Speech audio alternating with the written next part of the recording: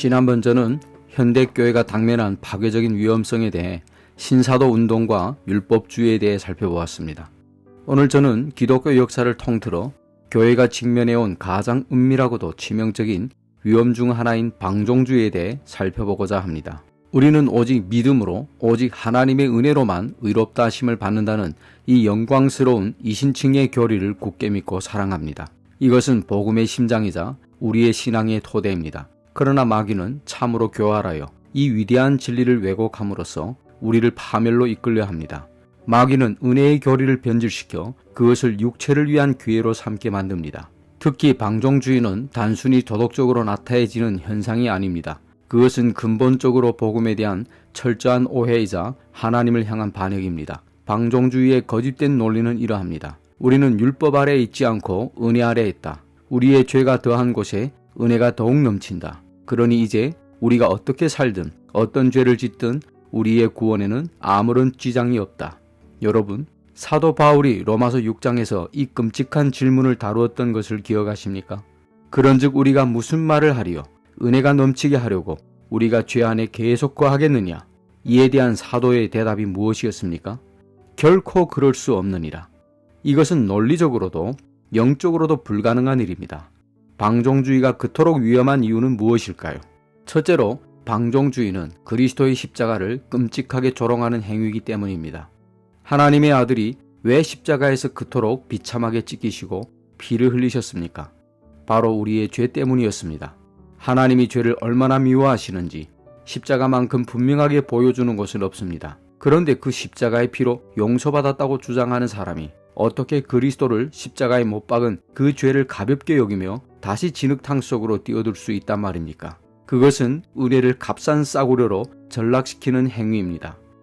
둘째로 방종주의는 칭의와 성화를 분리하는 치명적인 오류를 범합니다. 많은 사람들이 성경의 가르침을 오해합니다. 하나님께서 우리를 의롭다 하실 때 그분은 단지 우리의 법적인 신분만 바꾸시는 것이 아닙니다. 하나님은 우리 안에 새로운 생명을 주시고 우리를 거듭나게 하십니다. 성령님께서 우리 안에 내주하십니다. 참으로 거듭난 사람은 죄의 권세에서 해방된 사람입니다. 칭의와 성화는 구별될 수는 있지만 결단코 분리될 수는 없습니다. 거룩함을 향한 열망과 죄에 대한 깊은 애통함이 없는 칭의는 죽은 믿음이 만들어낸 허상에 불과합니다. 셋째로 방종주의는 참된 자유의 의미를 왜곡합니다. 그리스도께서 우리에게 주신 자유는 죄를 지을 자유가 아닙니다. 타락한 인간은 죄를 지을 수밖에 없는 노예 상태에 있었습니다. 그러나 복음이 우리에게 준 참된 자유는 마침내 죄를 짓지 않을 수 있는 자유, 마침내 하나님을 기쁘시게 할 수 있는 자유입니다. 우리는 육신의 정욕을 채우기 위해 부름받은 것이 아니라 의의 종으로 거룩함에 이르기 위해 부름받았습니다.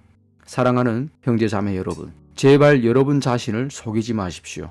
입술로는 하나님의 은혜를 찬양하면서도 삶 속에서는 여전히 세상을 사랑하고 죄와 타협하며 살아가고 있다면 저는 하나님의 말씀에 의지하여 두려운 마음으로 경고해야만 합니다. 당신은 아직 십자가의 은혜를 참으로 경험하지 못했을지도 모릅니다. 히브리서 기자는 엄숙하게 선언합니다. 모든 사람과 함께 화평과 거룩함을 따를지니 이것이 없이는 아무도 주를 보지 못하리라. 우리는 오직 은혜로 구원을 받습니다. 그러나 그 은혜는 언제나 우리를 거룩함으로 이끌고 가는 능력의 은혜입니다. 죄를 합리화하라는 거짓된 평안에서 깨어나십시오. 성령님의 도우심을 구하며 매일 자신을 쳐서 그리스도께 복종시키십시오. 참된 복음은 우리를 지옥에서 건져낼 뿐만 아니라 이 땅에서부터 우리를 그리스도의 형상으로 빚어냅니다. 이 영광스러운 진리 위에 굳게 서는 여러분이 되시기를 간절히 바랍니다.